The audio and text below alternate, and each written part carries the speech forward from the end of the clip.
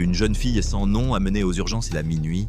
Quand l'infirmière Elena lit l'inscription à l'intérieur de la bague qu'elle porte autour du cou, la porte d'un secret vieux de 16 ans s'ouvre, mais l'intervention d'un avocat et l'arrivée de 2 hommes mystérieux à la porte bouleversent tout en un instant. La pluie tombe drue sur Walnut, en Californie, comme si quelqu'un avait renversé un seau dans le ciel. Les sirènes déchirent de la nuit humide et font vibrer les vitres. Dehors, l'ambulance s'arrête dans un crissement de frein. 2 portes se ferment et le bruit résonne dans toute la cour de l'hôpital civil. Les ambulanciers sortent rapidement, vêtus de capes en plastique moulante, et sortent la civière du véhicule. La roue avant atterrit dans une flaque d'eau et éclabousse les jambes des coureurs. L'odeur de l'essence, du caoutchouc et de la pluie les suit à l'intérieur par la porte automatique. Traumatisme crânien, ne réagit pas, dit l'un des ambulanciers d'une voix ferme en poussant la civière dans le couloir. La pression artérielle monte et descend. Les pupilles réagissent, mais lentement. La jeune femme a 18 ans. Son visage est enflé et couvert de bleu-violet. Elle a une coupure au sourcil qui saigne lentement, mélangeant le rouge à l'eau de pluie. Ses cheveux collent à son front. Le respirateur manuel émet un bruit rythmique, luttant patiemment pour faire monter et descendre sa poitrine. Elle ne parle pas, elle ne regarde pas. Elle est légère mais lourde d'inquiétude. Les lumières blanches du couloir passent au-dessus du plafond. Chaque lampe au-dessus de la civière semble compter les secondes. Une infirmière tient la porte, une autre tire la perfusion. Quelqu'un nettoie rapidement le sol mouillé avec une raclette pour que personne ne tombe. L'air est froid à cause de la climatisation, mais la peau brûle de nervosité. Dehors, le tonnerre répond aux sirènes comme si toute la ville était réveillée. « Nommez quelqu'un sans identification », demande-t-il. « Nous l'avons trouvée à l'intérieur d'une voiture accidentée. Elle était seule », répond l'ambulancier dans la précipitation. Il y a un détail que personne ne voit au début, parce que leurs mains sont occupées avec les moniteurs, le dispositif de pression, l'oxymètre sur son doigt, mais quand la lumière frappe à l'angle parfait, elle brille sur le cou de la jeune femme sous une mèche de cheveux.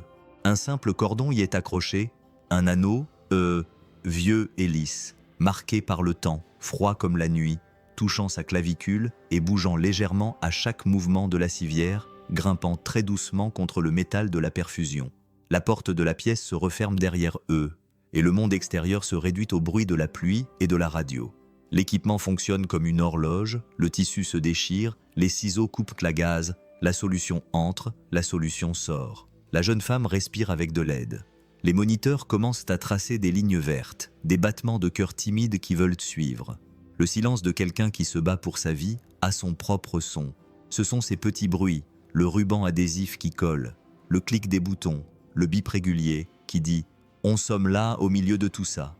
Elena Vargas apparaît, les cheveux attachés en un chignon pratique, les cernes d'use à une longue garde, les mains fermes de quelqu'un qui a vu beaucoup de choses et qui ressent encore. Elle arrive pour vérifier l'accès intraveineux, resserrer l'immobilisation, ajuster le drap à la bonne hauteur des épaules. Son badge colle à son uniforme. À chaque pas, elle ne perd pas de temps. Elle vérifie le numéro du lit, elle vérifie la perfusion, elle vérifie les signes. Le corps apprend à agir avant que le cœur ne réfléchisse. La saturation est légèrement remontée à 60%, répond quelqu'un. Elena hoche la tête et s'approche de la jeune femme. Elle tire un peu le drap pour voir sa poitrine, cherche des ecchymoses, observe sa respiration. De l'autre main, elle écarte une mèche de cheveux qui lui couvre le cou. C'est alors que son regard s'arrête. Le monde rétrécit jusqu'à n'être plus que le reflet métallique suspendu à un cordon, une bague. La première chose qu'Elena ressent, c'est que son corps devient léger, comme si ses pieds ne touchaient plus le sol. La deuxième chose, c'est que son estomac se serre, haletant pour respirer. La bague est simple, mais sa forme, son poids dans son regard. Sa mémoire la reconnaît avant que son esprit ne le veuille. Pendant une seconde, tout ce qui l'entoure est loin. Les voix semblent venir de sous l'eau. Le bip du moniteur disparaît. La pluie dehors devient statique. Le doigt d'Elena tremble. Elle ne le touche pas. Elle le regarde simplement. « Ce n'est pas possible », pense-t-elle. Non, ce n'est pas possible, mais quelque chose en elle dit que oui. Elle serre les mâchoires et prend une profonde inspiration, forçant l'air à entrer et à sortir. Sa poitrine lui fait un peu mal, comme si une vieille étreinte, une de celles que l'on perd avec le temps, était revenue par erreur. Un collègue lui demande « Ça va ?» Elle cligne lentement des yeux et revient au présent. Son corps sait quoi faire. Ses mains continuent de travailler. Elle vérifie le collier cervical, ajuste le masque, demande un autre sac de liquide intraveineux. Sa voix est normale, comme si rien n'avait changé. Apportez le moniteur d'oxygène et prévenez-moi quand le scanner sera libre. Elle se penche à nouveau, cette fois pour mettre le bracelet nominatif au poignet de la jeune femme. Quand elle touche sa peau, elle sent le froid de l'hôpital et la faible chaleur de la vie. Le pouls est faible, le bras est léger. Elena écarte la mèche de cheveux qui tombe sur son cou et la bague brille à nouveau comme un petit phare. Elle retient son souffle pendant une demi-seconde sans le vouloir et l'expire comme un soupir. C'est comme la mienne, pense-t-elle, une pensée simple qui s'illumine en elle. De vieilles images défilent devant ses yeux, une petite main potelée, des rires mêlés de larmes, un petit doigt essayant d'enfiler une grosse bague.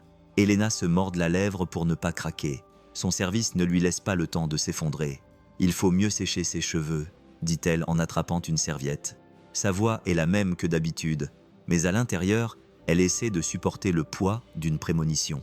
Elle travaille en silence pendant quelques instants, sèche le front de la jeune femme, ajuste le drap pour que l'équipe puisse déplacer le corps, vérifie à nouveau que le cordon n'est pas trop serré autour du cou. La bague se colle lentement à sa poitrine et remonte à nouveau. Elena ferme les yeux une seconde, comme pour dire une petite prière que seul Dieu et son cœur peuvent entendre. Elle les rouvre. « Tout va bien, ma fille », lui dit-elle doucement, comme si elle s'adressait à elle et à elle-même en même temps. « On va prendre soin de toi. » Un ambulancier, encore mouillé par la pluie, lui tend un bout de papier. « Signez ici, infirmière. Heure d'admission, 23h41. » Elena signe. Le stylo dérape un peu. Elle corrige. Ses mains sont fermes, ses yeux attentifs, mais il y a maintenant quelque chose d'autre, une vieille étincelle, enfouie depuis des années, qui revient sans raison. Elle fait 2 pas, regarde la jeune femme de la tête aux pieds, jusqu'à ses cheveux, et revient à l'anneau, toujours à l'anneau. « On va la stabiliser et l'emmener passer une radio », dit-elle d'une voix qui organise sans précipitation mais sans nous faire attendre. L'équipe suit ses ordres et la salle retrouve le rythme d'un travail bien fait. Dehors, la pluie continue sa musique. À l'intérieur, l'hôpital a son propre orchestre, les roulettes métalliques et plastiques des brancards, les voix discrètes. La jeune femme reste au centre comme un phare éteint qui veut encore éclairer. Et le petit silence reste là, attendant d'être vu à chaque mouvement du cordon. Elena ne demande rien, ne commente rien, garde juste le détail comme un secret qu'on met dans le bon tiroir pour l'ouvrir plus tard. Pour l'instant, elle fait ce qu'elle fait toujours. Elle s'occupe et respire 1 fois, 2 fois, jusqu'à ce que le cœur accepte de rester dans la poitrine sans s'échapper. Car la nuit est longue et la vie, quand elle le veut, trouve le moyen de revenir, même si ce n'est que pour un éclat de métal dans la pluie. Elena s'approche de la jeune femme pour mettre le bracelet. Ses doigts, habitués à cette routine rapide, parcourent la peau froide du poignet, cherchant un bon endroit pour coller l'étiquette. La lumière blanche de l'hôpital révèle tout sans compassion. Chaque veine, chaque bosse, chaque détail que presque personne ne voit. Mais à ce moment-là, un détail ressort. Là, à l'intérieur du poignet, se trouve une petite marque parfaite en forme de croissant, comme si quelqu'un avait appuyé très fort sur un bouchon quand la fille était petite. Une marque qu'Elena connaît mieux qu'elle-même. Son cœur bat de manière irrégulière, comme s'il sautait un battement. Elle touche la cicatrice du bout des doigts très doucement, sans réfléchir. L'air n'entre pas. Il devient lourd, difficile à avaler. « Oh mon Dieu !» dit-elle doucement, la bouche tremblante. C'est peut-être ses jambes. Elles sont faibles, mais elle se force à être forte. Elle ne peut pas tomber, pas maintenant. Le bip du moniteur reste normal, mais à l'intérieur d'elle, c'est la tempête. Les yeux d'Elena se remplissent soudainement de larmes, sans prévenir, comme si quelqu'un avait ouvert un robinet. Elle détourne le visage pendant 1 seconde, s'essuie rapidement avec la main et essaie de se calmer, mais sa tête ne la laisse pas faire. Le passé enfonce la porte et s'engouffre dans la pièce. La chambre disparaît, l'hôpital s'évanouit. Tout à coup, elle se retrouve en 2008, à la porte de la maternelle, le cœur joyeux après une journée de boulot fatigante mais satisfaisante, car elle allait voir sa petite fille. La pluie de ce jour-là mouillait son front. Le sac à dos de sa fille était décoré d'autocollants et d'un soleil dessiné par elle. Elena a regardé l'heure. 7 minutes de retard, seulement 7. Elle a souri, pensant que sa fille ferait une crise et bouderait. Mais quand elle est arrivée à la porte, la maîtresse n'a pas souri. Elle parle juste avec un calme qui transperce Elena. La petite est déjà partie avec son père. Le sourire disparaît de son visage avant même d'avoir eu le temps d'apparaître. Comment Elena, le cœur glacé, pourrait-elle dire que son père ne viendra pas aujourd'hui, qu'il est en voyage? Il ne l'a même pas prévenu. La maîtresse cherche la liste d'une main tremblante. L'homme a signé, montré des papiers, tout semblait en ordre. Elena avait la chair de poule, la gorge nouée. Elle n'est pas sortie avec lui, répétait-elle, comme si ça pouvait changer quelque chose. Elle a couru dans toute l'école, crié le nom de la petite, demandé à tout le monde, et chaque réponse négative l'enfonçait un peu plus. Les murs grandissaient, le temps devenait plus cruel, et sa peur grandissait plus qu'elle cette nuit-là, et toutes les nuits pendant 16 ans. Elena ferma les yeux, entendant la même phrase. La fille était déjà partie avec son père, mais il ne devrait pas être là. Pas maintenant, à l'hôpital. Le temps se joint au présent dans un nœud impossible à ignorer. La cicatrice est là, la même. La main de la jeune femme ressemble beaucoup à celle de sa fille quand elle dormait sur le canapé et qu'Elena la couvrait d'une couverture. Elle finit de coller le bracelet. Le bras de la jeune femme tombe sur le drap. Elena prend une profonde inspiration, mais l'air qui sort ressemble à des sanglots étouffés. « Si c'est toi, dit-elle en tremblant, si c'est toi ma fille, mon Dieu, que dois-je faire ?» Il n'y a pas de réponse, seulement le silence de l'hôpital, seulement le bruit de la pluie et de son cœur. Après 16 ans, elle a de nouveau peur d'attendre. Le bruit de la pluie dehors s'intensifie, comme si le ciel avait décidé d'appuyer sur le monde pour voir qui tiendrait le coup. Dans la chambre, le bip du moniteur est le seul son qui semble vivant, marquant chaque seconde comme s'il s'agissait de coups de marteau sur la poitrine d'Elena. Bip, bip, bip. Un battement de cœur plus rapide ici, un plus lent là, mais régulier. La jeune femme se bat. Elena sent sa gorge s'assécher. Ses yeux ne peuvent se détacher de l'anneau qui bouge doucement sur la poitrine de la jeune fille. Le métal est rayé et usé, comme s'il avait traversé de nombreuses années de mains et d'histoire. Elle tend la main avec hésitation et saisit très prudemment la bague entre ses doigts. Le cordon tire un peu sur la peau de la jeune femme, mais cela ne fait pas mal. Lorsqu'elle tourne la bague pour voir l'intérieur, tout son monde s'effondre et se reconstruit en une seule seconde. Il est là, gravé, marqué, brûlé dans son âme pour Elena Andrés 2006, le nom qu'elle aimait le plus et le nom qu'elle détestait le plus dans sa vie. L'année où elle croyait encore que tout irait bien, quand sa famille était une promesse et non une plaie ouverte. L'air s'échappe des poumons d'Elena. Elle sent ses mains transpirer. Elle sent un frisson lui parcourir le dos. Son cœur bat bizarrement. Elle serre la bague si fort qu'elle ne sent plus la douleur dans ses doigts. Pourquoi a-t-elle ça? La question sort doucement, mais pleine d'angoisse. Parce que si cette bague est là, si la cicatrice est la même, si l'âge correspond, si le destin se joue à nouveau d'elle, ça ne peut pas être une coïncidence. Pas après tout ce qu'Elena a vécu. Son esprit tourne à toute vitesse, envisageant 1000 possibilités. Espoir, peur, haine, amour, culpabilité. Tout se mélange comme une tempête en elle. Elle regarde le visage de la jeune femme et essaie de retrouver la petite fille qui tenait cette même bague dans sa petite main, pleurant parce qu'elle ne voulait pas la rendre. La main d'Elena tremble. Elle pose lentement la bague sur le drap et prend une profonde inspiration, essayant de reprendre le contrôle, mais le contrôle a déjà disparu. Son cœur est creusé d'un trou où n'existe qu'une seule question. « C'est toi? Si c'est toi ?» murmure-t-elle d'une voix brisée. « Je t'ai trouvé. Je t'ai trouvé, ma petite fille. » Elle ferme les yeux un instant, car si elle continue à regarder, la bague va s'effondrer là, et elle doit agir. Elle doit répondre à cette question après 16 ans, sans réponse. Elle ne va pas gâcher cette occasion. Elle attrape le téléphone d'une main ferme, mais à l'intérieur, elle est brisée. Elle compose un numéro qu'elle connaît par cœur, le seul numéro qu'elle a gardé même si elle a essayé d'oublier tout le reste, celui du capitaine José Ramirez. Le téléphone sonne une fois, 2 fois, 3 fois. Ramirez répond d'une voix sérieuse. Elena prend une profonde inspiration, regardant la jeune femme, immobile, comme si sa vie dépendait des prochains mots. Et elle en dépend effectivement. Capitaine, une jeune femme sans nom est arrivée ici, 18 ans, accident. Sa voix se brise. Alors elle appuie à nouveau sur la touche d'appel. Elle a ma bague, la cicatrice. Silence à l'autre bout du fil. Un silence lourd, chargé de souvenirs. Ramirez connaît cette douleur. Il la connaît depuis le premier jour. Elena dit doucement « Tu es sûre ?» Elle regarde la cicatrice, le visage marqué, la bague avec son nom. « Je ne suis pas certaine. » Elle prend une profonde inspiration. Les larmes lui brûlent les yeux. Mais j'ai une chance. Et une chance pour quelqu'un qui cherche depuis des années vaut plus que l'air qu'on respire. Le ton de Ramirez change instantanément.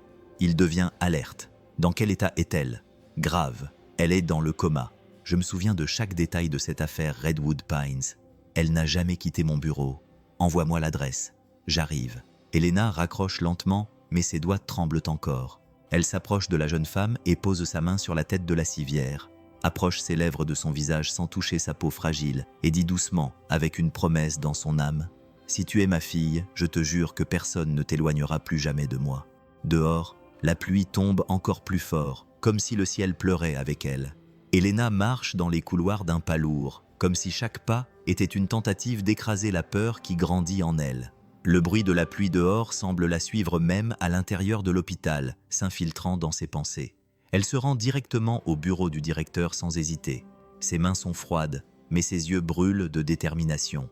Quand la porte s'ouvre, la directrice est assise derrière un immense bureau entouré de papiers, de tampons, de feuilles de calcul et de visages sérieux qui pensent que les chiffres valent plus que les vies. Elena presse le tableau contre sa poitrine, essayant de contrôler sa respiration. « J'ai besoin d'un test ADN », commence-t-elle sans détour. « Pour la jeune femme qui est arrivée après l'accident. C'est urgent. » La directrice enlève lentement ses lunettes, comme si elle désamorçait une bombe avec un grand calme. « Infirmière Elena, on en a déjà parlé. » Sa voix est neutre, presque froide. Ce type de test nécessite l'autorisation d'un membre de la famille responsable, d'un tuteur légal. La patiente n'a pas de papier, ce n'est donc pas possible. Elena serre les lèvres. Son cœur bat trop vite, comme si elle avait perdu son rythme, mais j'ai des raisons de croire que cette fille pourrait être la sienne. Sa voix tremble, mais elle prend d'une profonde inspiration et continue. « Ma fille. » Le visage de la directrice se durcit légèrement. Elle hausse un sourcil. « C'est possible, ce n'est pas suffisant. » Elle croise les bras. Pas de test, pas d'examen, et pas d'examen, pas de preuve. C'est aussi simple que ça. Simple. Ce mot fait plus mal que n'importe quel coup. Elena sent le sol trembler un instant, mais elle reste ferme. Son regard change. C'est le regard d'une mère qui a déjà assez pleuré dans sa vie. « Je ne suis pas ici pour demander une faveur. Je demande justice, » répond-elle d'une voix basse mais ferme. « S'il y a une possibilité, même infime, j'ai le droit de savoir. » La directrice soupire, déjà impatiente. « Non, infirmière, vous n'avez pas ce droit. Pas avant d'avoir prouvé que vous êtes un membre de la famille. C'est le protocole. Je ne peux pas risquer la réputation de l'hôpital pour une hypothèse émotionnelle. » Une hypothèse émotionnelle. Ces mots la transpercent comme un couteau. Elena sent un frisson lui parcourir le corps. Son visage s'empourpre, ses mains se crispent un instant. Elle pense à crier, à frapper sur le bureau, à déchirer tous ces papiers qui ont plus de valeur à leurs yeux qu'une vie. Mais elle ne fait rien de tout cela. Elle se contente de s'approcher du bureau, le regard droit dans les yeux du directeur, sans crainte, sans demander la permission. « Si le protocole ne me reconnaît pas comme membre de la famille, alors je vais devenir membre de votre famille maintenant. » Le directeur fronce les sourcils. « Que voulez-vous dire par là ?» Elle veut dire qu'Elena déglutit péniblement, la voix brisée. « Je vais me battre pour elle en tant que mère. Je vais faire du bruit. Je vais appeler qui je dois appeler. La police, le juge, la télévision, le Saint-Père, n'importe qui. Mais je ne vais pas accepter qu'ils me privent à nouveau de la possibilité de protéger ma fille. » Le silence est pesant. L'horloge murale fait tic-tac, comme pour marquer le temps de son courage. La directrice regarde Elena avec une certaine irritation, mais aussi avec quelque chose qu'elle ne veut pas accepter. La peur de quelqu'un qui n'a plus rien à perdre. « Trouve ta place, Elena, » répond-elle, et sa voix est désormais ferme comme la pierre. « Elle a toujours été aux côtés de ma petite fille, même si elle n'est pas à mes côtés. » La directrice reste silencieuse. Elena prend une profonde inspiration, se retourne et part sans demander la permission. Le couloir semble plus long maintenant, mais elle marche le dos droit, car ce n'est pas seulement d'une bataille administrative, c'est le combat de toute une vie. En elle, une vieille promesse est tenue. Cette fois, personne ne va m'arrêter. Et ainsi, le cœur rempli à la fois de peur et d'espoir, la guerre d'Elena commence, car lorsqu'une mère trouve l'occasion de récupérer ce qu'elle a perdu, elle devient plus forte que n'importe quelle porte fermée. Elena retourne dans la chambre où se trouve la jeune femme. Le rythme de l'hôpital reste le même. Pas rapide, voix basse, bips insistants des moniteurs. Mais là, près du lit, tout semble s'être arrêté. Il n'y a que deux vies dans cette bulle, celle d'Elena et celle de la jeune femme, qui pourrait être tout ce qu'elle a perdu. Elle tire une chaise, s'assoit lentement et laisse son corps s'abandonner à une fatigue qui vient non seulement de son travail, mais aussi de 16 ans passés à porter le poids de son passé. Seules deux vies semblent exister là, celle d'Elena et celle de la jeune fille qui pourrait être tout ce qu'elle a perdu. Elle tire une chaise, s'assoit lentement et laisse son corps s'abandonner à une fatigue qui ne vient pas seulement de sa journée de travail, mais aussi de 16 années passées à porter une tristesse qui ne s'endort jamais. La jeune femme est immobile, les lèvres sèches, les sourcils détendus. Sa respiration semble être une lutte silencieuse contre le vide. Elena prend une profonde inspiration. Ses mains tremblent encore un peu, puis elle se penche et s'approche de l'oreille de la jeune fille, si près qu'elle sent la faible chaleur qui s'en dégage, comme une flamme sur le point de s'éteindre. Elle murmure d'une voix si douce que personne d'autre ne peut l'entendre. Ma fille avait un surnom, un nom que moi seul prononçais. Elle ferme les yeux. Le simple fait de s'en souvenir fait mal. « Sol », murmure-t-elle, comme si elle rendait une partie de son âme. « Sol, tu te souviens de ce mot ?» Le silence semble arrêter l'air pendant la première seconde. Rien ne se passe non plus pendant la deuxième, mais au troisième bip du moniteur, quelque chose change. La main gauche de la jeune femme bouge. C'est presque rien, un léger tremblement de son petit doigt, comme le mouvement d'un papillon qui vient de se réveiller. Mais pour Elena, c'est comme si le monde s'était illuminé après des années d'obscurité. Elle regarde sa main avec des yeux écarquillés, le cœur battant à tout rompre. Sol essaie à nouveau, la voix brisée. « Tu m'écoutes, mon enfant ?» Ma fille. Le doigt bouge à nouveau, doucement, faiblement, mais vivant. Elena met sa main sur sa bouche pour ne pas crier. Les larmes coulent quand même, chaudes, le long de ses joues et tombent sur l'uniforme. Elle touche la main de la jeune femme avec précaution, presque effrayée de briser le miracle. « Je suis là », dit-elle dans un murmure d'amour et de douleur. « Maman est là ». La jeune femme n'ouvre pas les yeux. Elle ne parle pas, mais ce petit geste est comme un cri d'espoir qui sort de la poitrine d'Elena. Sa main retombe sur le drap. Sa respiration est toujours lente, mais elle a réagi. Même si elle ne sait pas, même si elle ne se souvient pas, une partie de la fille qui a disparu est toujours là, à l'intérieur, luttant pour revenir. Elena s'essuie le visage, mais les pleurs persistants continuent. Elle prend une profonde inspiration, attrape à nouveau l'anneau suspendu au collier et le serre fermement dans la paume de sa main. L'inscription à l'intérieur semble briller juste pour elle, pour Elena. Andrés 2006, le nom qu'elle prononçait autrefois avec amour, puis avec haine. Andrés, l'homme qui avait promis de prendre soin de leur fille, mais c'est juste au moment où elle a disparu qu'il est aussi parti sans dire au revoir, sans donner d'explication. Des rumeurs se sont répandues à Walnut, en Californie, au fil des ans. Des dettes envers des gens dangereux, une colère refoulée, une vengeance silencieuse contre Elena, qui avait eu le courage de quitter la maison lorsque les cris et les jets de bouteilles avaient commencé. Elena a essayé de ne rien croire de tout cela, mais maintenant, avec la bague, les pièces commencent à s'assembler, même si elle n'a jamais voulu reconstituer ce puzzle. Le passé pèse si lourdement qu'Elena se penche un peu. La bague semble plus lourde qu'elle ne devrait l'être, comme si elle portait toute l'histoire qu'elle a essayé d'oublier. Le bip du moniteur reste régulier, la pluie continue de tomber, et Elena reste là, serrant la bague, tenant la main de la jeune femme, murmurant un nom que seule une mère et sa fille connaissent. « Reviens-moi, Elena !» Elle attend que le couloir se vide. Son cœur bat si vite qu'elle a l'impression qu'il va sortir de sa poitrine. Elle regarde des deux côtés, prend une profonde inspiration et pousse doucement la porte de l'unité de soins intensifs, ne la laissant entrouverte que d'1 centimètre. À l'intérieur, la lumière est tamisée, la température froide et le silence pesant, comme si le temps lui-même retenait son souffle. Elle entre lentement, cachant 2 tampons stériles dans la manche de son uniforme et une petite bouteille avec une seringue et un tube à échantillons dans sa poche intérieure. Chaque pas résonne dans sa poitrine. La jeune femme reste immobile, le respirateur artificiel maintenant le rythme nécessaire à la poursuite de la vie. Elena s'approche et pose sa main sur son front comme pour demander la permission. Une caresse rapide mais pleine d'amour accumulé depuis des années. « Pardonne-moi, ma fille », murmure-t-elle d'une voix brisée. Le surnom « ma fille » s'échappe de ses lèvres comme une vieille prière. Ce mot la brise intérieurement, mélange de culpabilité et d'espoir. D'une main prudente, Elena frotte l'intérieur de la joue de la jeune femme. Elle se force à ne pas trembler. Si elle tremble, elle échoue. Et maintenant, elle ne peut pas échouer. Puis elle prend la seringue et cherche une goutte de sang sans lui faire mal, juste le minimum nécessaire. Chaque seconde semble trop dangereuse, comme si le monde entier pouvait s'écrouler au moindre mouvement. Elle met le matériel prélevé dans le petit flacon et le cache à nouveau dans son uniforme, près de son cœur, là où bat la seule chose qui la maintient debout. L'espoir que c'est sa fille. « Juste un peu, mon amour, c'est pour te ramener », murmure-t-elle, avant de pouvoir s'éloigner. La porte de l'unité de soins intensifs s'ouvre avec fracas. « Madame Elena !» La voix forte transperce l'air comme un couteau. Elena se fige. 3 collègues entrent. L'un d'eux regarde ce qu'elle a dans les mains et ses yeux s'emplissent de surprise. « Qu'est-ce que tu fais ?»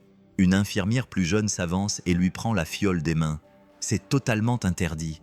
Elena essaie de parler, mais aucun son ne sort. Elle ne peut que sentir les larmes couler, incapable de les retenir. « C'est ma fille », parvient-elle à dire, mais si doucement que presque personne ne l'entend. « J'ai juste besoin de savoir. » Ses collègues appellent immédiatement l'administration. L'atmosphère devient tendue.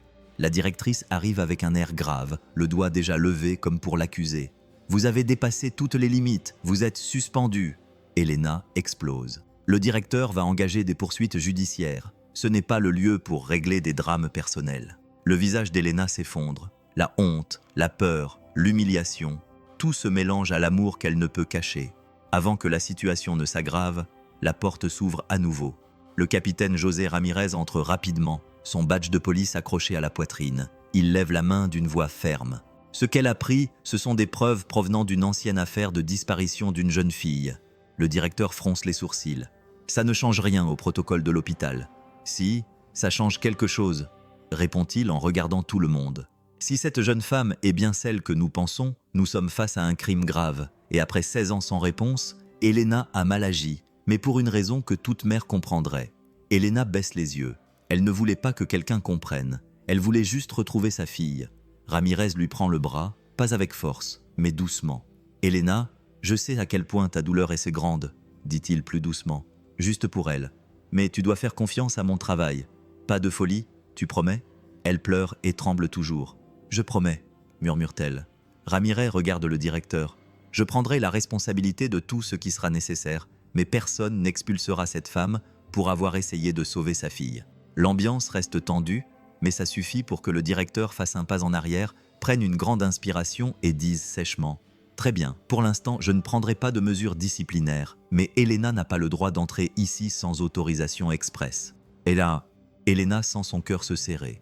Elle n'a plus le droit de s'approcher de la jeune fille qui pourrait être son rayon de soleil. Ramirez lui serre à nouveau le bras, un avertissement, une promesse, pas de folie. « Elena, laisse-moi t'aider, on va s'en sortir. » Elena prend une profonde inspiration, essayant de recoller les morceaux de son cœur, mais au fond d'elle, l'espoir est toujours vivant car son combat vient de changer de lieu et elle a déjà décidé qu'elle ne s'arrêterait pour rien au monde. Elena est assise sur un banc dans le couloir, le regard perdu dans le vide, la main agrippée à son bras comme si c'était la seule chose qui la maintenait debout. L'air semble très lourd, comme si respirer était un combat contre quelque chose d'invisible. Elle entend les roulettes d'une civière au loin, des pas et des voix qui passent. Tout semble étouffé et lointain, comme si elle était prisonnière de sa propre angoisse, jusqu'à ce qu'une jeune ambulancière s'approche, les cheveux tirés en arrière en un chignon désordonné, son uniforme encore humide de la pluie matinale. Elle tient dans ses mains un petit sac transparent. L'ambulancière dit avec précaution « Infirmière Elena », comme si elle marchait sur un terrain fragile.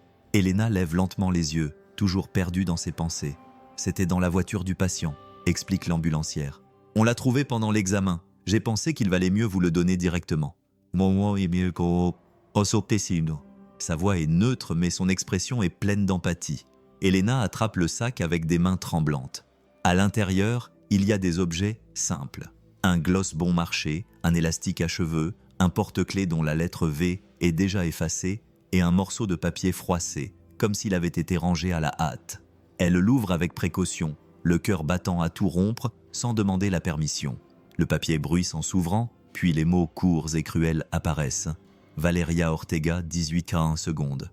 Elena sent le sol bouger sous ses pieds. Elle doit s'agripper au bras du banc pour ne pas tomber.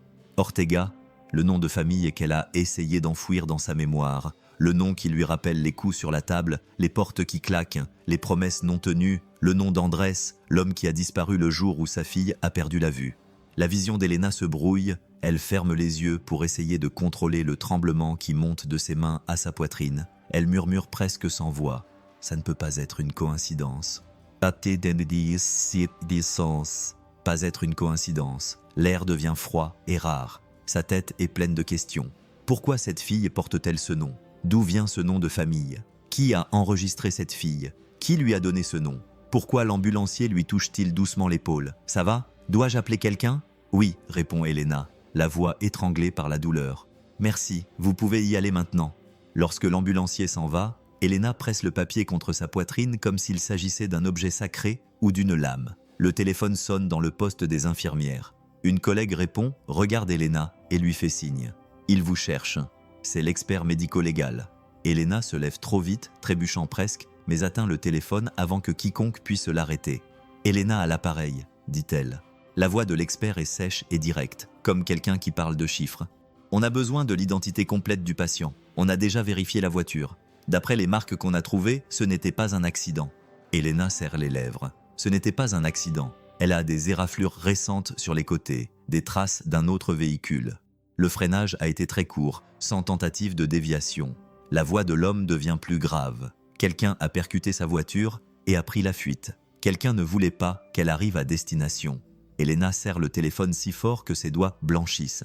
Elle fuyait donc quelqu'un. La question sort en tremblant. Tout indique que c'était le cas, répond l'expert. Il la suivait. Elena ferme les yeux. Un grand poids tombe sur ses épaules.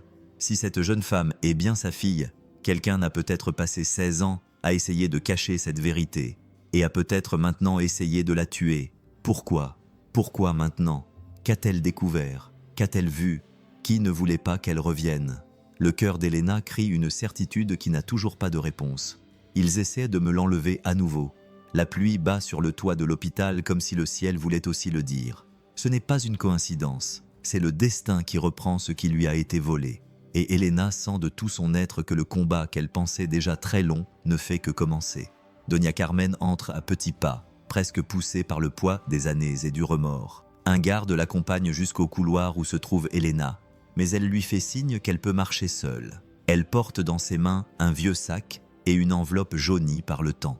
Ses cheveux gris, tirés en arrière, en un chignon lâche, bougent au rythme de sa respiration haletante, et ses yeux, oh, ses yeux montrent qu'elle porte une culpabilité qui ne l'a jamais quittée. Elena se lève lentement lorsqu'elle la voit. Son cœur fait un bond. Elle connaît ce visage de l'école, des réunions, des sourires à la maternelle, quand tout était simple. Doña Carmen. La voix d'Elena semble faible. Surprise, la femme prend une profonde inspiration. Elle essuie une larme avant qu'elle ne tombe. Elena dit d'une voix tremblante, « Aujourd'hui, après tant d'années, je devais venir. Je devais vous regarder dans les yeux et vous demander pardon. » La poitrine d'Elena se serre. Elle fait quelques pas vers elle, confuse. « Pardon pourquoi, Doña Carmen ?» Elle ouvre l'enveloppe avec des mains qui tremblent tellement que le papier manque de tomber. Elle en sort une vieille photo, prise à l'entrée de l'école, aux couleurs fanées, avec un visage figé dans le temps. Andrés, ce regard qu'Elena n'a jamais pu oublier. Sur la photo, il tient la main d'une petite fille, Sol, qui sourit largement, la tête posée sur sa poitrine, confiante comme une fille qui se sent en sécurité dans les bras de son père. Le monde d'Elena s'écroule à nouveau. Doña Carmen déglutit péniblement, la culpabilité étouffant chaque mot. « J'ai eu tort, Elena. J'ai eu tort, et je porte ce fardeau chaque jour. Et ce mot, oh, beau, is. » Elle se couvre le visage d'une main lorsqu'elle réalise que le document était faux, mais il est déjà trop tard. Tout tourne autour d'Elena. Elle serre sa poitrine, la douleur la submergeant par vagues. « Il m'a pris ma fille, » dit-elle à travers ses larmes. « Il me l'a arrachée et m'a laissée morte à l'intérieur pendant tout ce temps. » Doña Carmen essaie de s'approcher d'elle, pleine de regrets. « Tu ne sais pas à quel point j'ai prié pour te retrouver un jour et te dire la vérité. » De l'autre main, la femme sort un vieux cahier de son sac, couvert de notes scolaires avec des autocollants d'enfants, les coins déchirés, rangés depuis des années au fond d'un tiroir comme un lourd secret. Elle l'ouvre à une page marquée de son doigt et montre le nom qui y figure. Maria Sol Vargas Ortega, date de naissance identique, et au-dessus de ce nom, un trait épais et grossier, comme pour effacer cette identité à jamais. Elena se couvre la bouche de la main et pleure comme quelqu'un qui a tout perdu et tout retrouvé en même temps. C'est Lydia qui m'a fait ça, les larmes tremblant dans sa gorge. Elle m'a fait passer pour une folle, elle m'a fait signer des papiers, elle m'a fait croire que j'avais échoué, mais c'est lui le responsable, lui. Doña Carmen acquiesce, pleurant aussi. Il t'a détruite et je l'ai aidée sans le vouloir, mais maintenant, la vérité est là. Elle prend sa main dans ses mains ridées. Maintenant, tu peux te battre.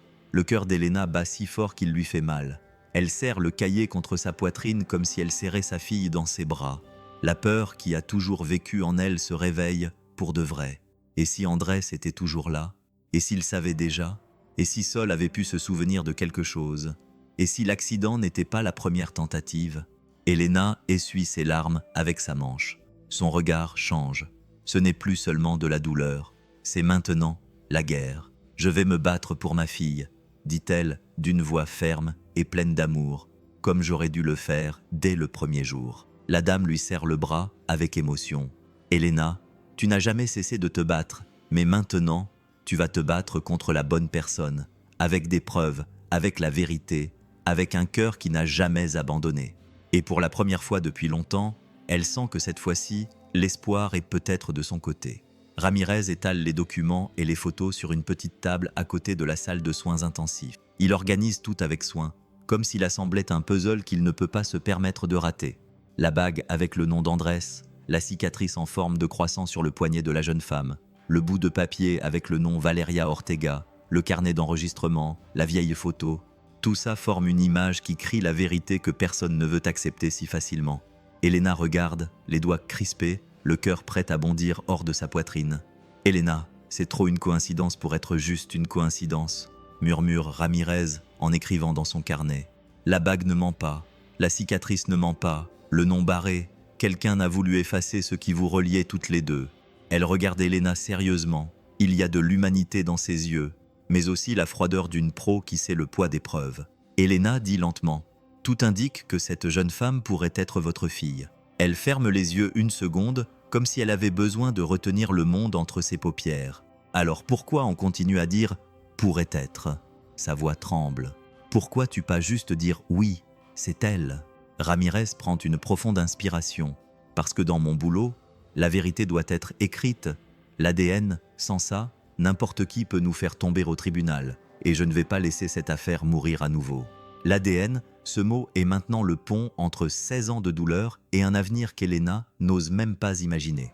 Elle s'approche de la vitre de l'unité de soins intensifs et regarde la jeune fille inconsciente, sa poitrine se soulève et s'abaisse lentement. Ses mains reposent sur le drap, si fragile et pourtant si forte à la fois. « C'est ma fille », murmure-t-elle. « Je suis désolée, au plus profond de moi, comme si mon cœur avait reconnu le sien. » Ramirez pose une main sur l'épaule d'Elena avec le sérieux de quelqu'un qui sait que ce genre de promesse est dangereux. L'ADN le confirmera, je te donne ma parole. Mais parfois, le destin entre dans la pièce sans frapper. La porte du couloir s'ouvre brusquement. Un homme en costume sombre entre, portant une mallette coûteuse, ses chaussures brillantes comme si elles étaient neuves. Son visage montre qu'il n'est pas venu pour demander, mais pour ordonner. « Bonsoir ». Sa voix est froide comme le métal. « Je suis Beltrán, avocat. Je représente le tuteur légal de la patiente, Valeria Ortega. » Il sort une feuille imprimée de sa mallette et la brandit en l'air, la poussant presque contre la poitrine de Ramirez. Voici l'ordonnance du tribunal. L'infirmière Elena n'a pas le droit d'avoir de contact avec la jeune femme et aucun test ne peut être effectué sans le consentement de la famille. Elena sent ses jambes fléchir. Tuteur légal? Famille? Qui est cette personne? Demande Cindy, sachant que la réponse va la blesser. Beltrán sourit d'un air sarcastique, sans aucune compassion. Madame Lydia Hernandez, je crois que vous vous connaissez. Il lâche cette phrase comme un poison. L'ex-petite amie de monsieur Andrés Ortega. Le monde d'Elena se referme sur elle dans un cercle étroit de peur. Lydia, la femme qui est apparue dans la vie d'Andrés lorsqu'il a commencé à s'éloigner de sa fille, la femme qu'Elena a toujours trouvée envieuse et colérique, et qui semble maintenant avoir pris la fille qui n'était pas la sienne. Elena ne peut plus respirer. « Elle n'a pas le droit !» crie-t-elle de douleur. « Elle m'a volé ma fille. Avec lui. » Beltrán la regarde comme si elle n'avait aucune valeur. « Ce que vous croyez ne change rien à ce qui est écrit sur le papier. » Ramirez s'avance, protégeant Elena de son corps. L'affaire fait l'objet d'une enquête. Cette ordonnance ne m'empêche pas de continuer à faire mon travail. « Oh, bien sûr que si !» corrige l'avocat avec un sourire froid. « Tant que vous n'aurez pas présenté de preuves ADN, vous n'avez rien. » Elena sent sa poitrine brûler. L'avocat sait exactement où frapper, puis il assène le coup final. « Ne la touchez plus, infirmière, ou cela deviendra un délit. » Elena baisse les yeux vers le sol, essayant de retenir les larmes qui menacent de couler. Sa voix sort doucement. « Il me l'a déjà enlevé une fois, et maintenant, vous voulez me l'enlever à nouveau. » Beltrán range le dossier, satisfait du mal qu'il a causé. « Lisez l'ordonnance et respectez-la. Je reviendrai demain matin. » Il se retourne et s'en va, laissant derrière lui un air qui sent l'injustice. Ramirez serre le poing, prend une profonde inspiration et regarde Elena. Sa douleur est si visible qu'on dirait que même l'air souffre avec elle. « Je vous l'ai promis », dit Elena en tremblant. « Mais si c'est pour protéger ma fille, je peux redevenir folle. » Ramirez la regarde avec fermeté. « Alors récupérons cet ADN avant qu'ils ne parviennent à nous en empêcher. On a encore le temps. » Elena essuie une larme avec courage. Il n'y a plus de peur dans ses yeux, seulement du feu. « J'ai attendu 16 ans, capitaine. Je ne vais pas abandonner maintenant. Personne ne me l'enlèvera à nouveau. » La nuit tombe lourdement sur l'hôpital. Les lumières froides des couloirs semblent plus solitaires. Chaque bip du moniteur résonne trop fort dans le silence de l'unité de soins intensifs. Elena se tient derrière la vitre, incapable d'entrer. Sa poitrine est oppressée, comme si une main la serrait lentement de l'intérieur. Elle regarde Valeria, immobile, respirant à l'aide de machines, si fragile et pourtant si courageuse simplement parce qu'elle est en vie. La distance qui les sépare n'est que de quelques mètres, mais pour Elena, c'est comme un gouffre. Ce qu'elle veut le plus, c'est pousser cette porte, s'allonger à côté de la jeune femme et lui tenir la main comme elle le faisait quand elle était bébé et avait peur de dormir, mais elle ne peut pas. La froideur de la loi a transformé l'amour en règle et l'attention en crime. Elena s'approche de la vitre, y pose son front, sent le froid sur sa peau, ferme les yeux et essaie d'entendre le bruit de la vie de la jeune fille, le bruit du cœur qui, elle le croit, battait autrefois en elle. Elle prend une profonde inspiration, puis se met à chanter très doucement, la voix rauque de tristesse. « Dors, mon rayon de soleil, dors, car demain, le soleil te réveillera. » La chanson qu'elle chantait tous les soirs jusqu'à ce que sa fille disparaisse. La chanson qui berçait une enfance qui leur avait été volée. La chanson dont la mémoire se souvient avant l'esprit. Les larmes coulent abondamment, sans hâte, les unes après les autres. « Dors, ma vie, dors maintenant. » Sa voix se brise presque, mais elle continue à chanter chaque couplet. C'est une supplication, chaque note est une demande. Reviens à l'intérieur, quelque chose se passe. Le moniteur cardiaque qui battait régulièrement commence à s'accélérer, non par peur, mais par reconnaissance, comme si son cœur avait entendu quelque chose que le monde entier avait oublié. Les doigts de la main gauche de Valeria bougent, d'abord un, puis deux. Un léger mouvement, mais pour Elena, c'est comme si sa fille disait « Maman ». Elena se couvre la bouche pour ne pas crier. Tout son corps tremble. Elle pose ses doigts sur la vitre, priant pour que la distance disparaisse. « Mon soleil, tu te souviens ?» murmure-t-elle, à bout de souffle. « Tu te souviens de ta maman ?» Valeria n'ouvre pas les yeux, mais sa main bouge. Elle pose ses doigts sur la vitre, suppliant pour que la distance disparaisse. « Mon rayon de soleil, tu te souviens ?» murmure-t-elle, à bout de souffle. « Tu te souviens de ta maman ?» Valeria n'ouvre pas les yeux, mais sa main bouge à nouveau, comme si elle voulait atteindre quelque chose que la vie lui a pris trop tôt. Elena retient son souffle, elle recule. Les larmes coulent abondamment mais silencieusement, de peur que quelqu'un n'appelle la sécurité pour la faire sortir de là. « Je suis là », répète-t-elle, le cœur brisé. « Maman est là, mon amour, mon soleil. » Elle tombe à genoux, ses jambes ne la soutiennent plus, sa main touche toujours la vitre comme si c'était un pont. Personne ne la voit, personne ne l'entend, mais là, dans ce coin de l'hôpital, deux vies se reconnaissent à nouveau, non pas par leur nom, ni par des papiers, ni par des tests, mais par quelque chose que personne ne peut simuler. La chanson que seule une mère chante et que seule une fille ressent, et au plus profond de l'âme d'Elena, une flamme se rallume. Elle revient, elle est mon soleil. L'aube a déjà laissé place au matin, mais pour Elena, le temps n'existe plus. Chaque minute pèse comme une pierre sur sa poitrine. Elle s'appuie sur l'épaule d'Elena, une flamme se rallume, elle revient. Elle est mon soleil, l'aube a déjà laissé place au matin, mais pour Elena, le temps n'existe plus. Chaque minute pèse comme une pierre sur sa poitrine. Une flamme se rallume dans l'âme d'Elena. Elle revient. Elle est mon soleil. L'aube a laissé place au matin, mais pour Elena, le temps n'existe plus. Chaque minute pèse comme une pierre sur sa poitrine. Elle est appuyée contre le mur du couloir, les bras croisés, fixant la porte de l'unité de soins intensifs, comme si elle pouvait la traverser avec son esprit, et tomber à côté de sa fille, la fille qu'elle sent comme sienne, que son cœur crie comme sienne. Ramirez arrive d'un pas ferme, tenant une enveloppe qui semble trop petite pour contenir autant d'espoir. Il lève le document en l'air, presque comme un trophée gagné à la sueur de son front et grâce à son obstination. « Je l'ai », annonce-t-il. Une décision de justice oblige l'hôpital à communiquer les résultats dès que le test est prêt. Elena prend une profonde inspiration, comme si elle avait retenu son souffle pendant des jours. Ses yeux brillent d'une lueur qui ressemble beaucoup à celle de la victoire, mais il est encore trop tôt, beaucoup trop tôt. La bataille continue dans le champ de mine de la bureaucratie. Ils se dirigent ensemble vers le bureau de la direction. Ramirez remet l'ordonnance à la directrice, qui la lit avec l'air amer de quelqu'un qui a été contraint de céder. « Très bien », soupire-t-elle, mais les résultats ne seront pas prêts avant demain. Ce mot tombe comme un verre brisé. Pour tout le monde, demain n'est qu'un jour comme les autres. Mais pour Elena, demain est un vide de 16 ans. Son corps se tend, elle fait un pas en avant, les yeux pleins de vérité et de douleur. « Demain », répète-t-elle d'une voix qui commence à trembler. « Demain, je l'ai attendu pendant 16 ans. » La directrice ouvre la bouche pour répondre, mais Elena ne la laisse pas faire. La douleur se transforme en courage, la fragilité en force. Ils disent « demain », comme si elle allait simplement s'endormir et se réveiller. Elle continue, les larmes coulant sur ses joues. Mais quand une mère perd sa fille, chaque matin est une torture. Chaque matin pourrait être la fin de l'espoir. Elena respire bruyamment, ravalant ses larmes brûlantes. Je me réveillais chaque jour en me demandant « sera-t-elle en vie? Se souviendra-t-elle de moi ?» Elle se souviendra de moi. Sa voix se brise, et la réponse a toujours été le silence. Ramirez s'approche, essayant de la calmer, mais elle continue à être guidée par son cœur. Alors ne me demandez pas d'attendre un autre lendemain.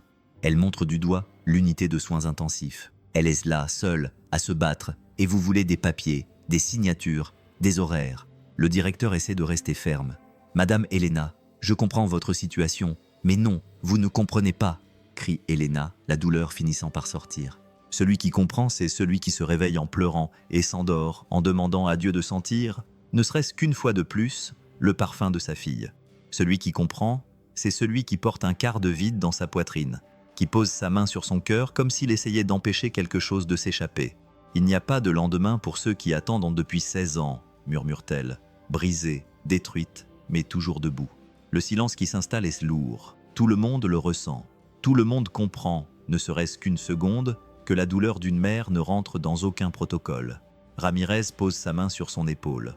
Sa voix est ferme, mais respectueuse. « On va obtenir ce résultat aujourd'hui, même si je dois le sortir de la machine de mes propres mains. » Elena le regarde avec les yeux remplis de larmes, mais finit par respirer. C'est la première fois qu'elle sent que quelqu'un se bat avec elle et ne se contente pas d'observer sa douleur. La directrice ne sait pas quoi dire. Elle recule d'un pas, vaincue par le simple fait que la vérité a le visage d'une mère. Elena essuie ses larmes, mais ne cache pas sa tristesse, ne cache pas son amour, ne cache rien. « Je veux juste retrouver ma fille, dit-elle, comme si elle confessait le crime le plus pur du monde. Elle se retourne et regarde à nouveau la porte de l'unité de soins intensifs. Derrière la vitre, sa vie respire, et chaque respiration là-bas fait battre son cœur ici. Aujourd'hui, pas demain. Aujourd'hui, l'espoir l'emporte sur l'attente. Elena est appuyée contre la vitre de l'unité de soins intensifs, les yeux fixés sur sa fille, lorsqu'elle aperçoit deux hommes en costume sombre qui marchent lentement dans le couloir. Ils ne semblent pas fatigués comme les personnes qui rendent visite à un patient. Ils semblent alertes, comme s'ils cherchaient quelque chose ou quelqu'un. Quand l'un d'eux essaie d'ouvrir la porte de l'unité de soins intensifs, Elena sent son cœur s'arrêter pendant une seconde. Elle fait un pas en avant, mais avant qu'elle puisse parler, Ramirez apparaît, se tenant ferme comme un bouclier que le destin a placé là. « Qui êtes-vous » demande-t-il, posant la main sur son arme sans cacher son intention. Les hommes se regardent rapidement, nerveusement. « On est la famille de la patiente », répond l'un d'eux trop vite. « On est venu la chercher. Le transfert a déjà été autorisé. » Elena sent son estomac se nouer. Non, ils ne vont pas l'emmener à nouveau. Ramirez s'approche, son corps bloquant le passage. Personne n'emmène personne d'ici sans une ordonnance du tribunal. Où est le document? Les hommes bégayent. Des gouttes de sueur apparaissent sur le front du plus jeune. Il ne montre rien, pas un seul document ou papier. Ramirez fait un autre pas ferme. Sortez maintenant. C'était la goutte d'eau qui a fait déborder le vase. Les deux hommes se retournent et, sans dire un mot, courent dans le couloir, poussant la porte de sortie de secours. Le bruit métallique résonne et se perd dans le parking sombre. Elena reste là, secouée. Si elle avait été seule, s'ils étaient entrés... Ramirez se penche là où quelque chose est tombé pendant la fuite. Il ramasse un porte-clés en métal. Sur le devant, il y a les lettres A et O en gros, et au dos, il y a une gravure. Tonala, atelier de réparation automobile Ortega. Elena sent son sang se glacer. Ortega, le nom de famille qui l'a fait souffrir dans tous ses souvenirs. Ramirez ferme la main autour du porte-clés et regarde Elena. Ils sont venus pour la faire taire à nouveau, dit-il avec une rage froide, mais ils ont fait une erreur. Ils nous ont laissé le chemin. Elena ouvre les yeux, essoufflée, et regarde la porte de l'unité de soins intensifs où dort sa fille. Si Andrés ou quelqu'un de son entourage continue à poursuivre cette fille, elle n'attendra pas d'autres protocoles.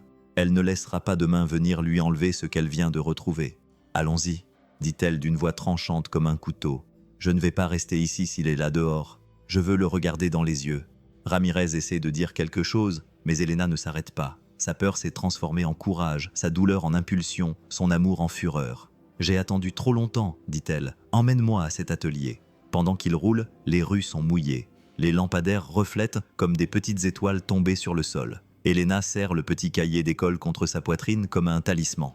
Chaque rue qu'il traverse semble plus sombre, mais son cœur n'a jamais été aussi éveillé. Quand ils arrivent, l'atelier est un vieil entrepôt avec un portail rouillé et une seule lampe suspendue dans un coin qui tremble dans le vent.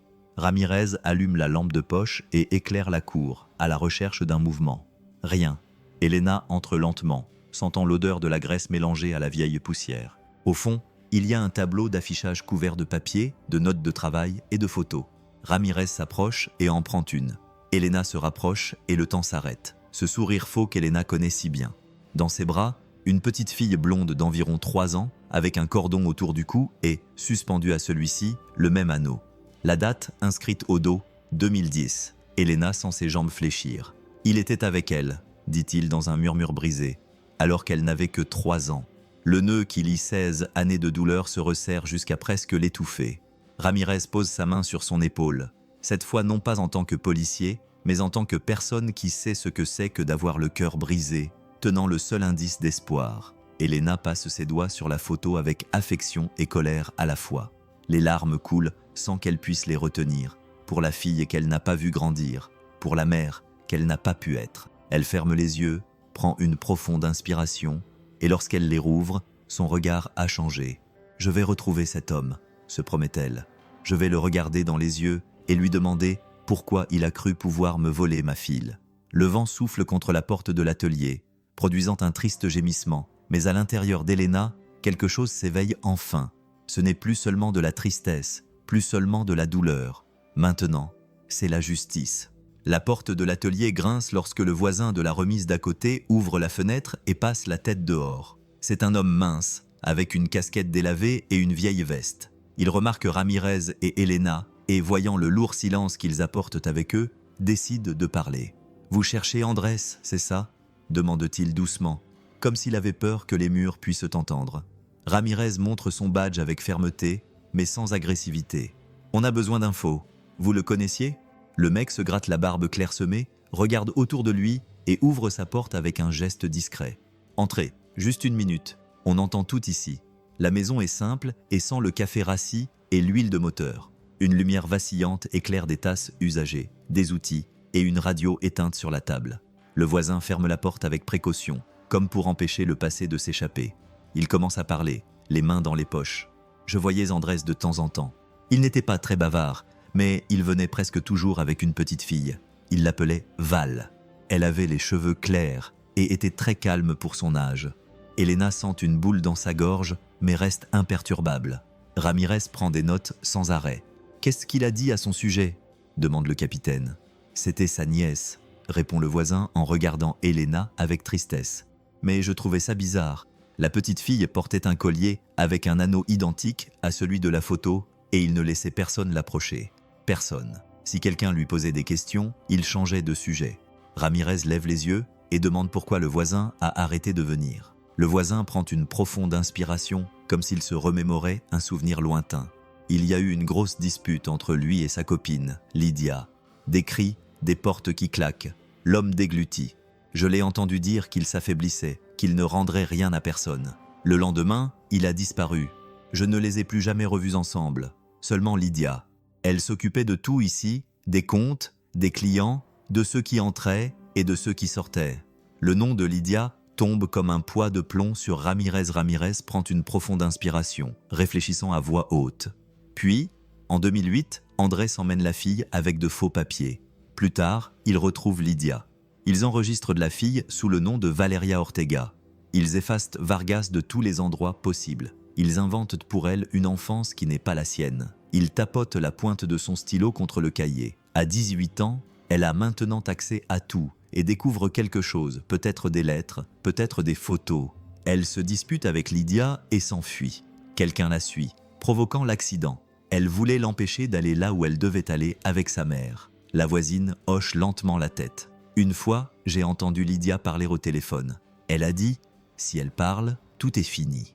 Et il y a quelques jours, une voiture est arrivée avec le côté tout cabossé. Les pièces du puzzle s'emboîtent parfaitement et font mal. Ramirez ferme le cahier avec force.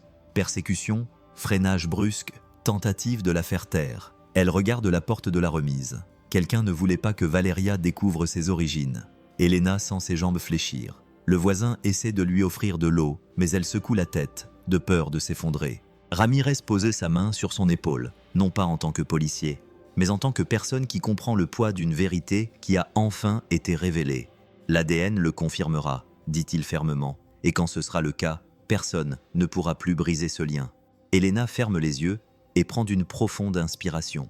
Il n'y a plus de place pour le doute. L'espoir a un nom, et elle est sur le point de rentrer chez elle. Le voisin montre la porte. Partez avant l'aube, avant que quelqu'un n'essaie à nouveau d'effacer tout ça. Ramirez le remercie d'un geste. Il quitte les lieux alors que l'aube recouvre la ville d'une odeur de fer humide. Dans la voiture, Elena tient entre ses mains tremblantes la preuve dont son cœur avait besoin pour croire ce que son instinct lui criait depuis des années. Sa fille est en vie. Et maintenant, seules 3 lettres séparent la tristesse de la vérité. D-N-A. Le bureau du juge de garde est petit et chaud. Il sent le café rassis et les papiers usés. Ramirez pose tous les documents sur la table, comme s'il remettait les pièces les plus importantes de toute sa vie. Elena se tient derrière lui, les mains serrées, essayant de ne pas trembler, mais elle tremble. Son cœur bat comme s'il était serré dans sa poitrine. Le juge lit lentement, chaque mot, chaque date, chaque élément de preuve, chaque larme transformée en lettre, risque de mort pour le patient, murmure-t-il, et une vieille affaire qui n'aurait jamais dû être classée. Il lève les yeux vers Elena. Elle ne peut cacher la douleur sur son visage. C'est comme si le juge pouvait voir d'un seul coup d'œil 16 ans d'absence. Ramirez prend une profonde inspiration. « On a besoin de l'ADN maintenant », dit-il fermement, avant qu'il n'essaie de l'emmener à nouveau. Le juge réfléchit pendant quelques secondes qui semblent durer des heures. Puis il prend le stylo et signe le document avec force, comme s'il brisait des chaînes invisibles. Autorisé, sa voix rompt le silence en raison du risque de mort et de l'urgence de la vérité.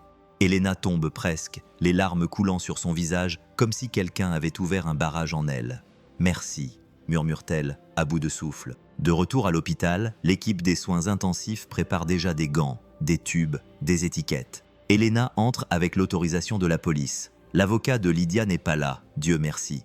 La jeune fille, Sol ou Valeria, est allongée tranquillement, respirant lentement. Elena s'approche avec la précaution de quelqu'un qui tient un rêve sans vouloir le réveiller.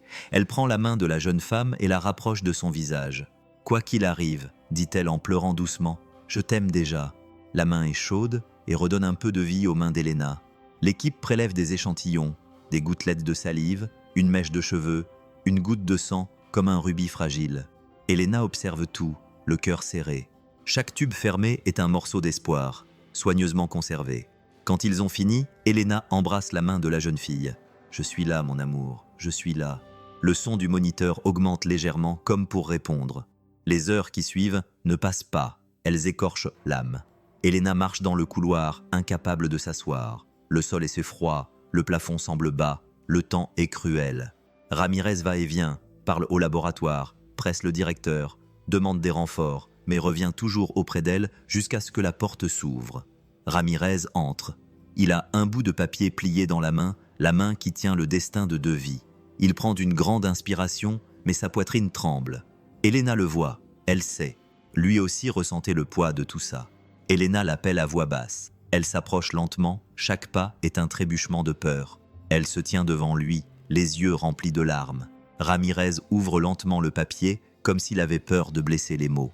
La probabilité est de 97%. Le dernier chiffre n'a pas besoin d'explication, mais il le dit quand même. C'est votre fille. Le monde disparaît. Elena tombe à genoux, les mains sur le visage, un cri silencieux, juste l'émotion qui a enfin trouvé un exutoire. Tout son corps pleure avec elle, Des années de culpabilité, de recherche, de nuits blanches, de prières désespérées. Tout se brise là, sur le sol de l'hôpital. Ramirez s'accroupit et la prend par les épaules. Ses yeux sont aussi remplis de larmes, car il est rare de voir un amour comme celui-ci.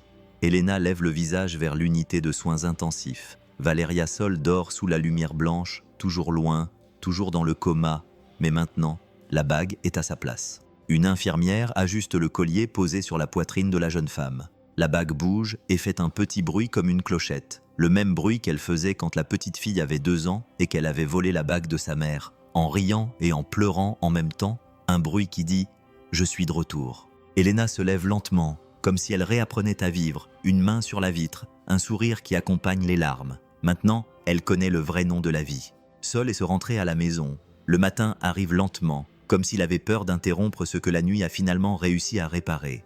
La lumière du soleil pénètre dans la pièce par la fente de la fenêtre, caressant doucement le visage de Valeria, comme si elle voulait la réveiller avec tendresse. Le bip des moniteurs continue son rythme, mais il semble maintenant plus doux, plus plein de vie. Elena est là, dans la même position que toute la nuit, assise à côté du lit, tenant la main de sa fille à 2 mains, comme si elle avait peur qu'elle disparaisse à nouveau si elle la lâchait une seconde. Les cernes sous ses yeux montrent son épuisement, mais aucun corps fatigué ne peut gagner contre un cœur qui a attendu pendant des années, puis un soupir différent provoque un petit mouvement. Les doigts de Valeria serrent ceux d'Elena. « Soleil !» murmure Elena, craignant de croire ce qu'elle voit. Les yeux de la jeune femme bougent sous ses paupières, d'abord tremblants, puis s'ouvrant lentement. Son regard est confus, perdu, mais vivant. Valeria essaie de fixer son regard. Le monde est flou, lointain, très lourd, mais elle distingue une silhouette, un visage en pleurs, une femme qui lui tient la main comme si c'était son âme même. Sa bouche essaie de former un mot, mais sa voix est faible, rauque, presque sans force. « Maman, maman !» Elena sent son cœur exploser dans sa poitrine. Les larmes coulent sans qu'elle puisse les retenir. Elle laisse échapper un rire brisé de pur soulagement, d'amour pur, de pure gratitude d'être en vie et d'entendre à nouveau cette syllabe. Elle pose son front sur celui de sa fille, tenant son visage avec précaution, comme s'il était en verre. « Je suis là », murmure-t-elle entre 2 sanglots. « Je suis là, mon rayon de soleil. Je suis là. » Valeria ne comprend pas. Tout est encore confus. C'est différent des noms, mais quelque chose en elle reconnaît ce toucher, cette odeur, cet amour qu'aucun enlèvement, aucun mensonge, aucun temps ne pourrait effacer. Elle pleure sans savoir comment l'expliquer. Elle pleure parce qu'elle l'a trouvé. Elle pleure parce qu'elle a trouvé sa place. Ses larmes coulent lentement au coin de ses yeux et tombent sur le drap comme autant de petites preuves que son âme s'est réveillée en même temps que son corps. Elena passe sa main dans les cheveux de sa fille. Elle regarde son front, parlant doucement comme si elle était de retour dans cette chambre d'enfant pleine d'autocollants. « Je t'ai attendu si longtemps, Valeria. » Elle ferme les yeux un instant, et comme un rayon de soleil traversant une vieille fenêtre, le souvenir revient. Il n'est pas complet, juste un fragment, mais c'est le fragment qui compte. Elle se voit petite fille à la porte de la maternelle, un homme lui disant d'une voix douce « Allons voir maman ». Elle se souvient de cette sensation dans sa poitrine, ne voulant pas lâcher la main qu'elle tenait, mais c'était la mauvaise main, et elle se souvient aussi de la bague, trop grande pour sa petite main, mais elle la serrait fort comme si elle savait que c'était sa mère, et elle se souvient d'une odeur de citron, l'odeur du tablier d'Elena, l'odeur de la maison, l'odeur de l'amour. Les yeux de Valeria se remplissent à nouveau de larmes.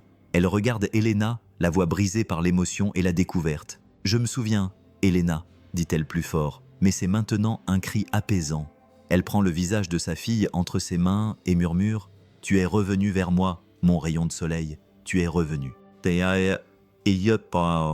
Valeria pose à nouveau son front contre le sien, comme si c'était le seul endroit au monde où elle aurait toujours dû être. Et à cet instant, des années d'obscurité s'évanouissent face à un seul lever de soleil. Une mère et sa fille se sont enfin reconnues. Rien d'autre n'avait d'importance, car l'amour qui leur avait été volé avait retrouvé son chemin.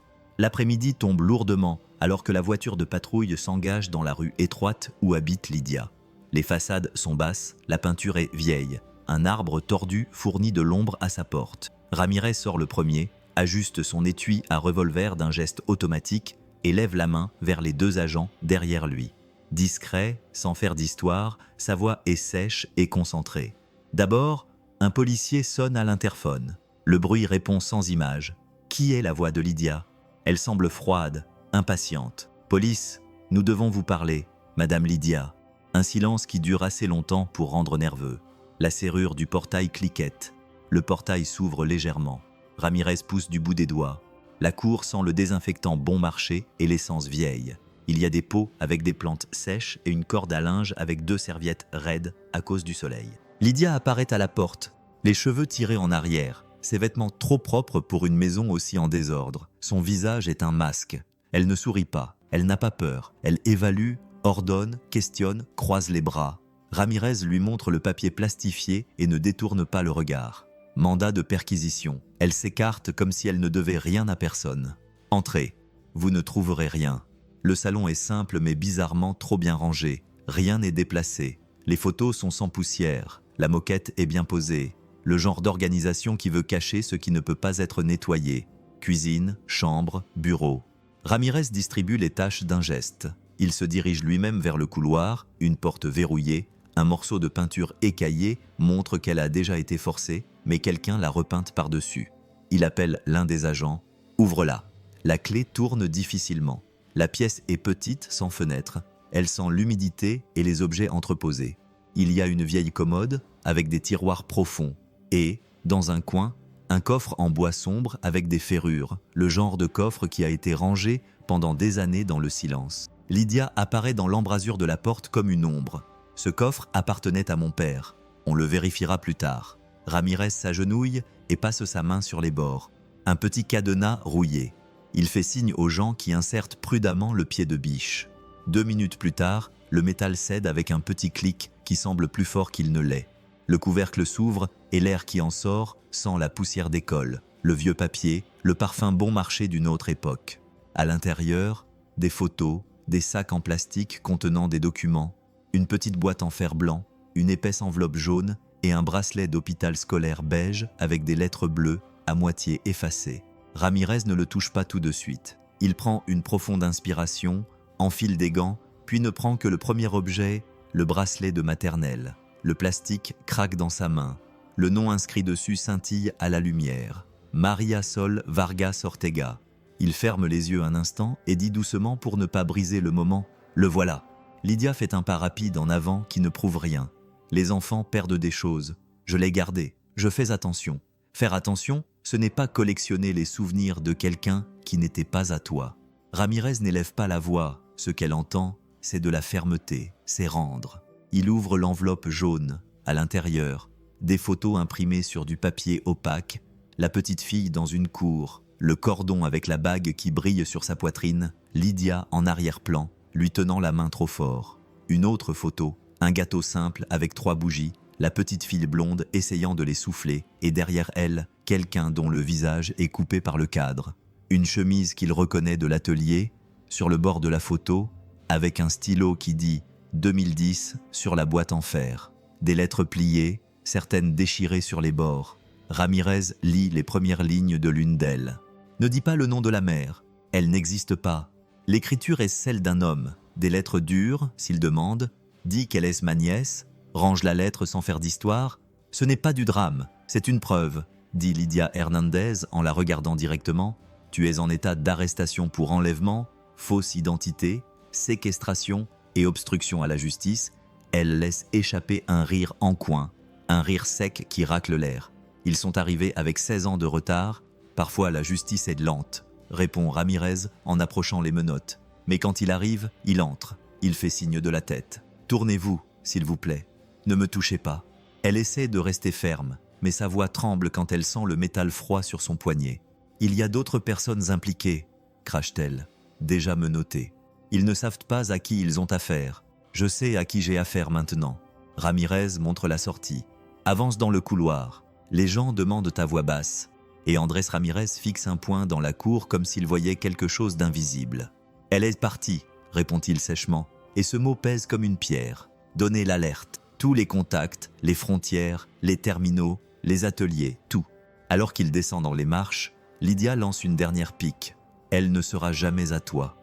Elle n'appartiendra jamais à personne d'autre. Elle est à moi. » Ramirez s'arrête, se retourne et s'approche suffisamment pour qu'elle entende chaque syllabe. Elle appartient à elle et à sa mère. Il pointe son menton vers le ciel, qui commence à changer de couleur, et vers la vie à l'extérieur, où les voisins espionnent derrière leurs rideaux. La voiture de patrouille descend la rue étroite. Ramirez remet le coffre pour qu'il soit examiné, comme s'il rendait un nom à son lieu d'origine. Le bracelet dans un sac scellé, les photos numérotées, les lettres cataloguées. Quand la porte de la voiture de patrouille se ferme et que le bruit résonne, l'air semble s'éclaircir un peu. Ça ne devient pas une fête, ça ne devient pas un triomphe. C'est un autre type de silence, celui qui dit que maintenant, ça commence à faire mal au bon endroit sur le trottoir. Ramirez reste un moment, le visage tourné vers l'autre côté de la rue, les poings dans les poches de son manteau, ressentant le soulagement brut de quelqu'un qui a rendu une partie de justice et le vide cruel de quelqu'un qui n'a toujours pas l'autre partie. Andrés sort son téléphone, le reflet du ciel pâle brillant sur l'écran, sa voix quand il parle est à la fois fatiguée et déterminée. J'ai compris. Coffre, bracelet, lettres, photos. Lydia est en détention. Pause. Il dit « On cherche toujours de l'autre côté ». Quelqu'un demande « Et maintenant ?» Ramirez regarde la rue, les maisons, la vie qui continue comme si rien ne s'était brisé à l'intérieur. Il serre le téléphone plus fort et répond comme s'il enfonçait un clou dans le temps. La justice a commencé, on trouvera le reste. La chambre d'hôpital est plus calme maintenant. Ce n'est plus le silence de la peur, mais le silence de quelqu'un qui peut enfin respirer. Le soleil entre par la fenêtre avec une lumière douce, comme s'il voulait lui aussi entrer lentement pour ne pas interrompre les retrouvailles. Elena est assise à côté du lit, comme elle l'a toujours fait depuis ce jour-là, mais maintenant, il n'y a plus aucun doute. Elle ne tient pas seulement la main d'une patiente, elle tient la main de sa propre fille. Valeria est encore faible, mais son regard est empreint d'un nouveau calme, comme si son cœur avait trouvé l'endroit qu'il avait toujours cherché, même si elle ne connaissait pas le nom de cet endroit. Elena prend une profonde inspiration, comme pour rassembler le courage de libérer tout ce qui était resté emprisonné dans sa poitrine pendant des années. « Pardonne-moi, mon amour », commence-t-elle, la voix déjà tremblante. « Je t'ai perdu et j'ai continué à vivre. Je m'en suis voulu tous les jours. Je pensais que j'avais échoué, que je n'étais pas une bonne mère, que Dieu me punissait. Yo !» Valeria lui serre la main avec le peu de force qu'il lui reste, et ses yeux brillent. « Tu m'as retrouvée, maman », murmure-t-elle, avec ce ton enfantin qui était resté caché dans sa mémoire. « Tu n'as jamais cessé de me chercher. » Elena s'effondre, pleurant, la tête posée sur la poitrine de sa fille, sentant enfin l'opportunité d'être une vraie mère après avoir été une mère dans le vide pendant si longtemps. Valeria passe lentement ses doigts dans les cheveux de sa mère, comme le font les enfants, sans y penser.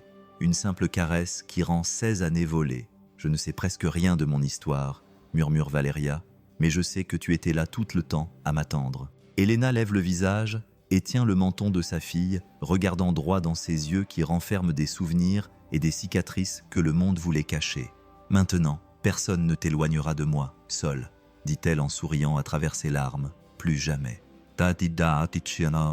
Et puis quelque chose naît là, quelque chose de nouveau, quelque chose qui n'est pas seulement à elle. Valeria regarde sa mère et demande avec difficulté « Maman, j'adore le prénom Sol. » Elle parle pendant des heures de ce qui s'est passé, s'étreigne et se raconte des histoires. Plus tard, Sol devient sérieuse. Combien de femmes sont comme tu l'étais, attendant sans savoir, souffrant en silence? Cette question résonne dans l'air.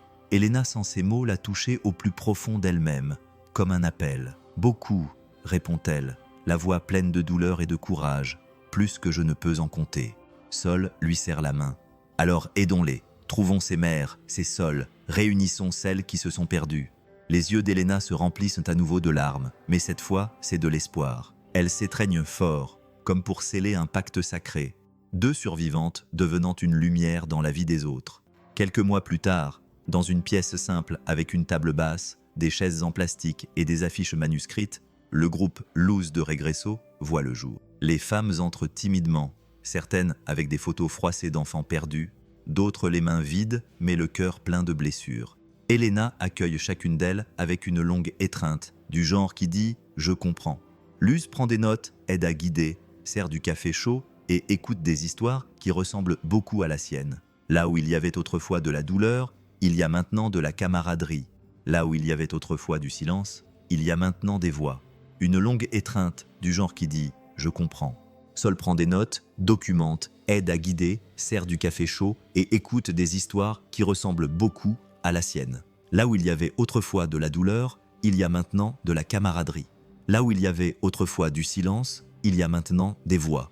Là où il y avait autrefois de la perte, il y a maintenant de la recherche. Et au centre de tout cela, une mère qui a failli mourir de chagrin et une fille qui a failli mourir sans savoir qui elle était. Elena prend la main de Sol tandis qu'elle regarde le groupe se former. « Tu vois, ma Sol, murmure-t-elle fièrement, tu n'es pas revenue juste pour moi, tu es revenue pour nous tous. » Sol pose simplement sa tête sur l'épaule de sa mère et sourit, les larmes aux yeux. « Je veux que tout le monde trouve ce que j'ai trouvé, » dit-elle doucement, un endroit où se sentir chez soi. Leurs mains se serrent fermement, leurs cœurs battent à l'unisson, et la vie a enfin retrouvé un sens. La pièce lumineuse est éclairée par une lumière douce et simple, mais pleine d'affection. Sur la table, 2 tasses de café encore chaudes, comme si la vie s'était toujours arrêtée là pour accueillir ceux qui arrivaient fatigués. En arrière-plan, des affiches écrites de la main de sa mère. Ici, personne ne cherche seul. Chaque histoire compte. L'absence a aussi sa voix. Sol est assise en face d'Elena. Le temps qui les sépare n'est plus une distance, c'est un lien. Elle porte sa main à sa poitrine et tient le collier avec la bague qui a traversé les larmes, les mensonges, les fuites et les nuits sans fin. Et elle le regarde attentivement, comme si elle pouvait y voir toute l'enfance qui lui a été volée. Cette bague était la seule chose que je ne voulais jamais lâcher, même si je ne me souvenais pas pourquoi, avoue-t-elle, les yeux brillants. Elena sourit avec la douceur de quelqu'un qui reconnaît son âme dans sa fille. Elle ouvre la paume de sa main et montre une nouvelle chaîne, identique à celle de Sol.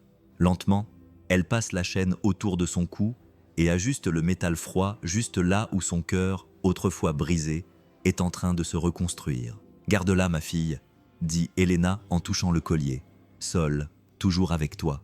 Le mien restera ici pour qu'il ne nous sépare de jamais. » Sol prend la main de sa mère et regarde son poignet et la cicatrice qui s'y trouve. La même lune croissante qu'elle a sur son propre poignet, si similaire qu'elle ressemble à un dessin fait exprès par la vie. Les 2 femmes joignent leurs cicatrices, des marques qui autrefois faisaient mal et qui sont aujourd'hui des preuves. Sol porte la main de sa mère à ses lèvres et l'embrasse lentement, avec une affection sincère, avec un amour débordant d'une tristesse qui a enfin trouvé un remède. « Je t'aime, maman. » Elena ferme les yeux à ce contact et une larme s'échappe et tombe sur la peau de sa fille comme un seau. Elle caresse le visage de Sol comme elle le faisait quand elle était enfant et s'endormait sur le canapé après avoir couru dans toute la maison et lui murmure à l'oreille « Dors maintenant, Sol, en paix ». La jeune femme sourit et pose sa tête sur l'épaule de sa mère. Pour la première fois, le repos vient sans crainte. Elena regarde autour d'elle et prend une profonde inspiration. D'autres mères viendront, d'autres filles, d'autres fils, et elle sera toujours là, car elle porte désormais en elle quelque chose que personne ne pourra lui enlever. La certitude que l'amour n'abandonne jamais. Si cette histoire t'a touché, écris ta partie préférée dans les commentaires et partage tes réflexions. Pour d'autres histoires similaires sur les hôpitaux, morgues, abonne-toi, active les notifications et partage la vidéo avec tes proches. C'est peut-être exactement l'espoir que quelqu'un recherche.